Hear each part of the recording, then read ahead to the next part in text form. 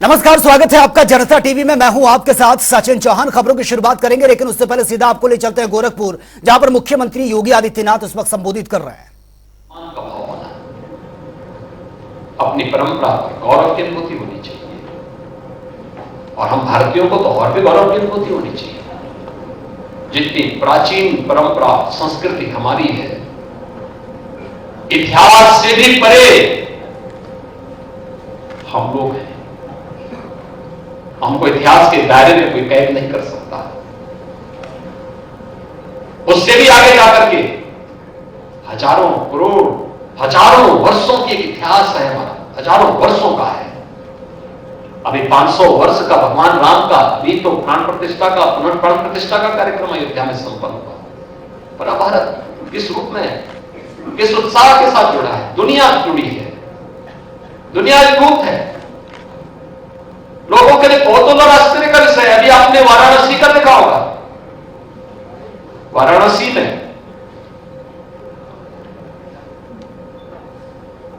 काशी विश्वनाथ धाम में, ज्ञानवापी में एएसआई की रिपोर्ट सामने आ रही है। एएसआई की रिपोर्ट क्या बताती है? बहुत कुछ आपके सामने उदाहरण प्रस्तुत करता है, लेकिन उस विरासत पर जो प्रधानमंत्री मोदी जी ने आजादी के अमृत महोत्सव वर्ष के समय आपको उपलब्ध कराया था, हम आजादी की लड़ाई को अपनी आंखों से नहीं देखे, देश को आजाद होते समय हम नहीं देखे, लेकिन जब देश अपनी आजादी का अमृत महोत्सव मना रहा था, हर घर तिरंगा के माध्यम से हम इस महोत्सव में सहभागी बने थे, क्योंकि हमारे पूर्वजों ने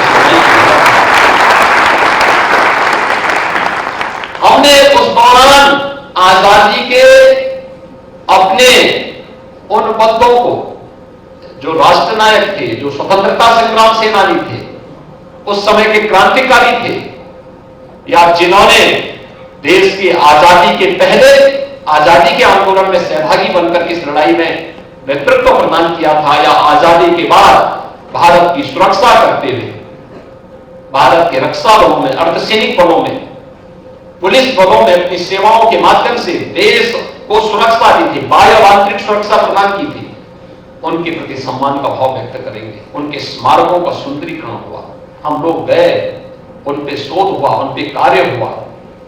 ये चीजें उस समय प्रारंभ हुई, तो विरासत पर गौरव की अनुभूति कर रहा। हम राम पर इसलिए, क्योंकि राम हमारे पूर्वज थे, कृष्ण हमारे पूर्वज है। केवल हमारी आस्था नहीं, हमारी विरासत भी है, और हम उस परंपरा पर गौरव की अनुभूति करते हैं। प्रधानमंत्री जी ने जो चौथी बात आपके लिए की थी, पूरे देशवासियों के लिए की थी, कि हम अपनी विरासत पर गौरव की अनुभूति तो करें, लेकिन फूट डालने वाले तत्वों से सावधान भी रहें। एकता और एकात्मता की चर्चा भी करें, उसको लेकर के मजबूती के साथ आगे बढ़े। अपने सैनिकों के प्रति सम्मान का भाव रखें, सुरक्षा बलों के प्रति सम्मान का भाव, अपने मन में सम्मान की भावना रखें, क्योंकि जो लोग विकास नहीं चाहते हैं वे विभाजन करना चाहेंगे। जो नहीं चाहेंगे कि भारत विकसित देश हो, आत्मनिर्भर हो, वे आपस में फूट डालने का काम करेंगे, लड़ाएंगे, जाति के नाम पे, क्षेत्र के नाम पे, भाषा के नाम पे, तमाम अन्य बातों के आधार पर। इसकी कीमत किस रूप में हमने चुकाई थी?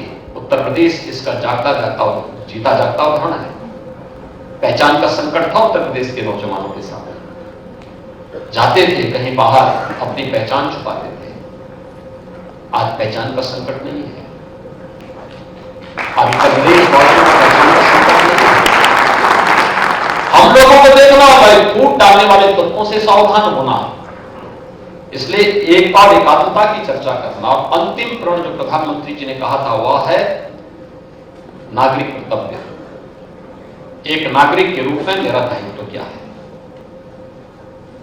हम अधिकार की चर्चा तो करते हैं, लेकिन अधिकार के साथ साथ हमारे कर्तव्य क्या हैं? उन कर्तव्यों के बारे में ज्यादा आगाह होना। पहले कर्तव्य होगा, फिर उसके बाद अधिकार होंगे। उल्टा न करें, पहले अधिकार और फिर कर्तव्य नहीं, पहले कर्तव्य फिर अधिकार। एक नागरिक के रूप में मेरा कर्तव्य क्या है? पहले देश, तब अंत में मैं। पहले देश, नेशन फर्स्ट। ये पंच प्रण का संकल्प प्रधानमंत्री मोदी जी का देशवासियों के लिए इसी बात को लेकर है। हमने स्मार्टफोन और टैबलेट की व्यवस्था इसीलिए प्रारंभ की। सीएम योगी आदित्यनाथ गोरखपुर के दौरे पर हैं और आपको बता दें कि दूसरे दिन दौरे के मुख्यमंत्री सफाई मित्र सम्मान समारोह में भी शामिल हुए हैं। इस दौरान उन्होंने युवाओं को टैबलेट और स्मार्टफोन भी वितरित किए हैं। साथ ही सीएम योगी ने 116 करोड़ की 176 विकास परियोजनाओं का लोकार्पण और शिलान्यास किया। यह कार्यक्रम गोरखपुर विश्वविद्यालय में आयोजित किया गया था।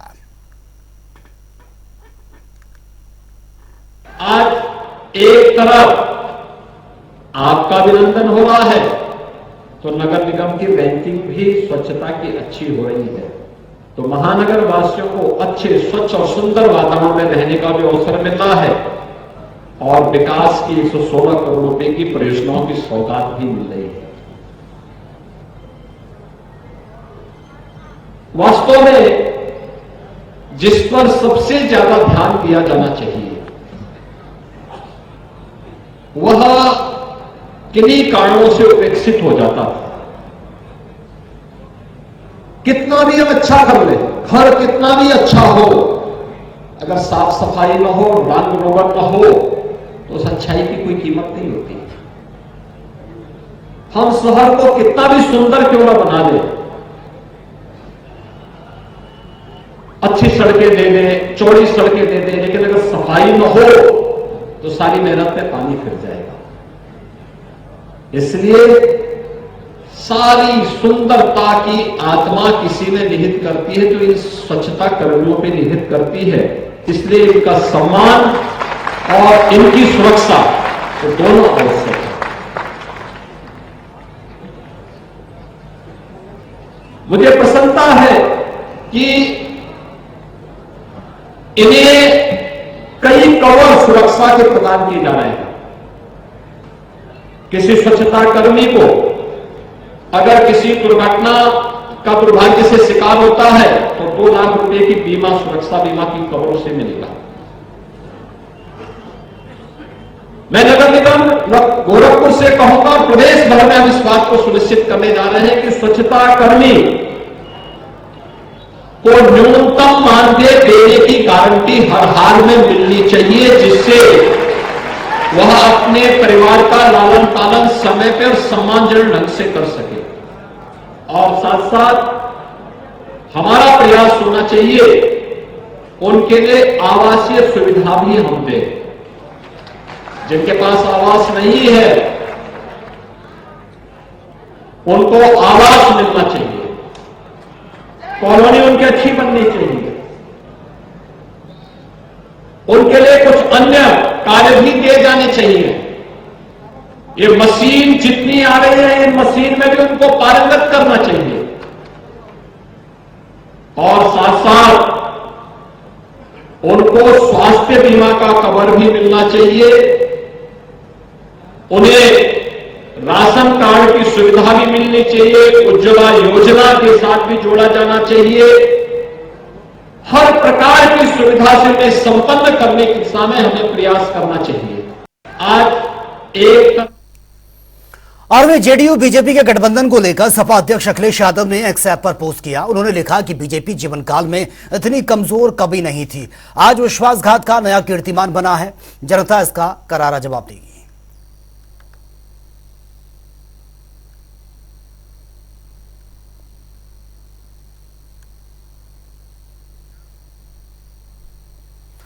और पश्चिम बंगाल और पंजाब में जहां इंडिया ब्लॉक की मुख्य पार्टी कांग्रेस को सहयोगी दलों से झटका मिला, तो वहीं सपा मुखिया अखिलेश यादव ने बड़ा ऐलान भी किया है।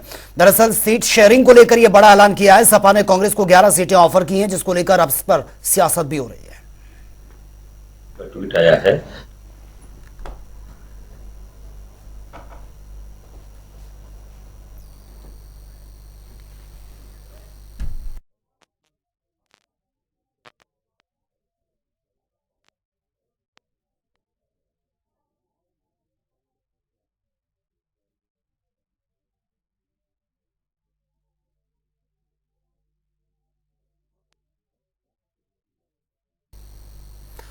और वे धर्म नगरी वृंदावन में आज धर्म रक्षा संघ के आह्वान पर सनातन धर्म के बड़े बड़े साधु संतों की बैठक हुई है, जिसमें सभी साधु संतों ने अयोध्या में बने राम मंदिर की भांति ही मथुरा में श्री कृष्ण के भव्य मंदिर को बनाने का आह्वान किया है। मैं अध्यात्म गुरु स्वामी कृष्णानंद आज इस बालाजी प्रांगण में देखिए एक बार नहीं दो बार साक्ष्य मिल चुके हैं। जैसे अयोध्या का मंदिर बनने से पहले जब सर्वे हुआ था वहां पर हिंदू राम मंदिर के साक्ष्य मिले थे।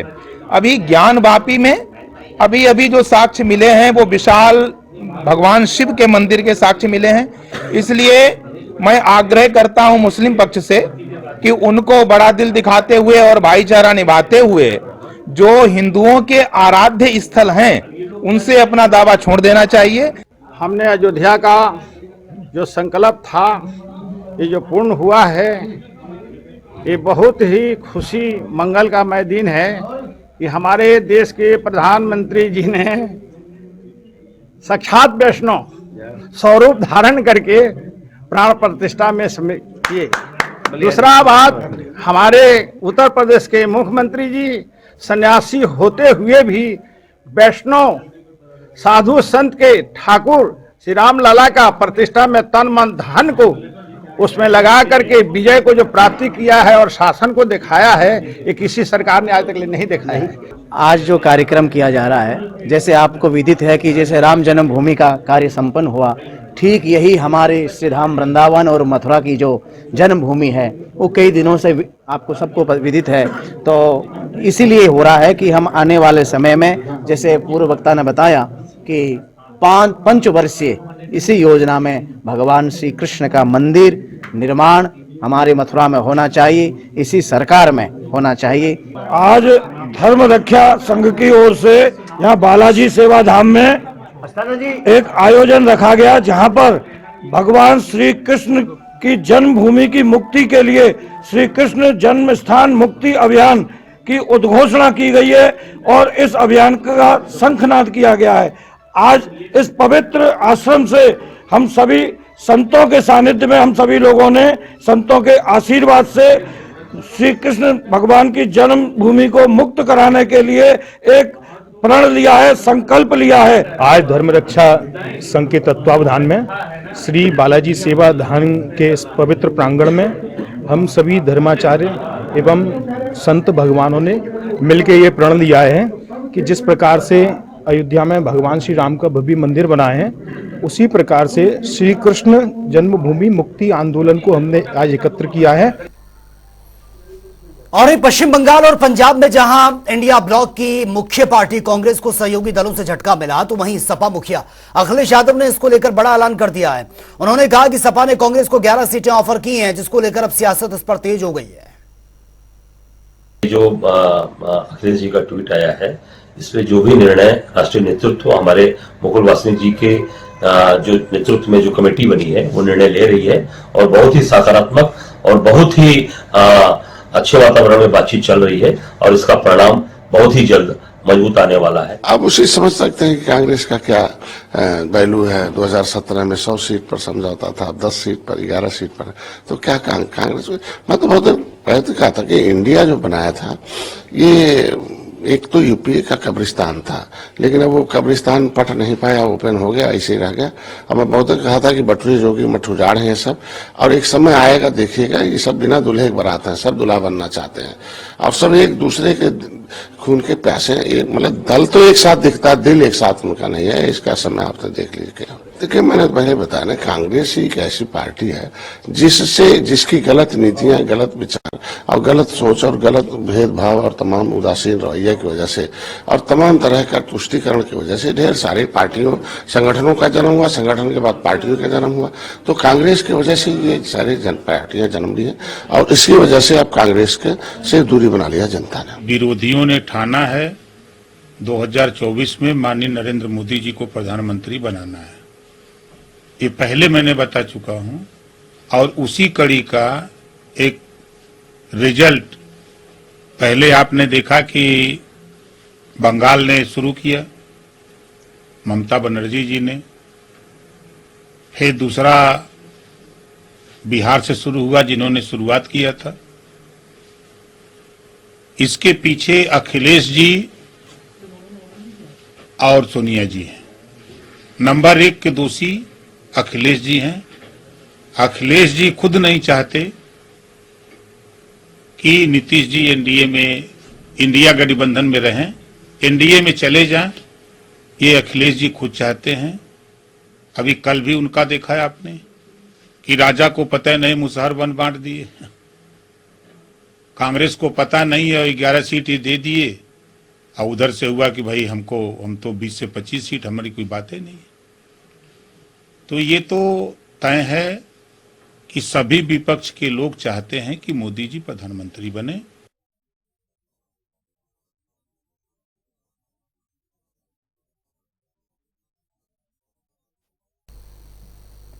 तो चलिए अब बात होगी 2 मिनट में 10 बड़ी खबरों की। अलीगढ़ में पोखर में पल रही मछलियों को हो रही है उनकी मौतें। मौत का कारण बताया जा रहा दूषित पानी। नगर निगम नहीं कर रहा है कोई भी कार्रवाई। फतेहपुर में झोपड़ी से मिला मजदूर का शव, परिजन ने जताई हत्या की आशंका। पुलिस ने सड़क दुर्घटना में मौत बताकर शव का पोस्टमार्टम करवाया।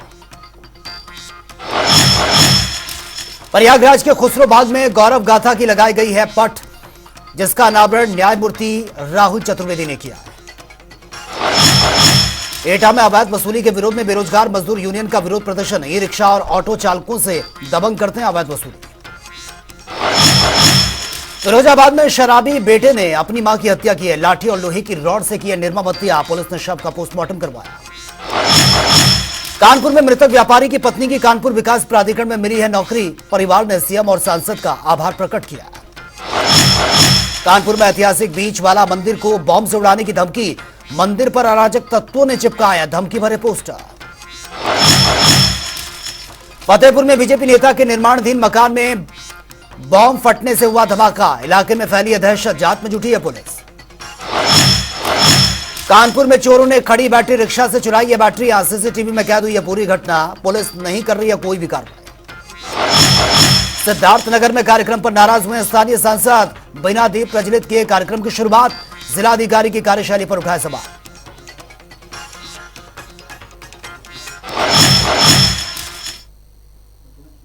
तो फिलहाल इस बुलेटिन में मेरे साथ इतना ही, लेकिन तमाम खबरों के लिए आप बने रहिए जनता टीवी के साथ।